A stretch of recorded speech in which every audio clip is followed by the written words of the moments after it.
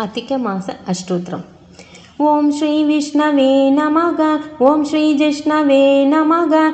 ओम श्री महाविष्णवे नमः। ओम श्री हरये नमः। ओम श्री कृष्णाय नमः। ओम श्री अधोक्षजाये नमः। ओम श्री केशवाय नमः। ओम श्री माधवाय नमः। ओम श्री रामाय नमः। ओम श्री अच्युताय नमः। ओम श्री पुरुषोत्तमाय नमः। ओम श्री गोविंदाय नमः। ओम श्री वामनाय नमः।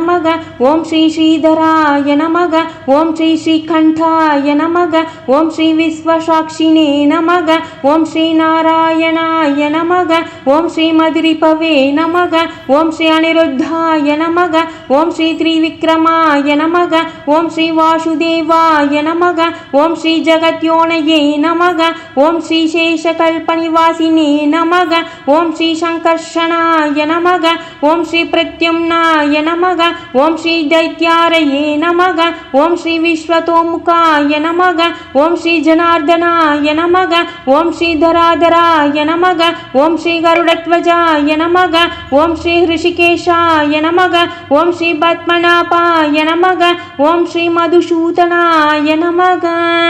ओम नानाविध परिमलपत्र पुष्पाम्बुजां समर्पयामि। गोवर्धनधरं वन्दे गोपालं गोपरूपिणीं गोकुलोत्सवमीशानां गोविन्दं गोपिकाप्रियं।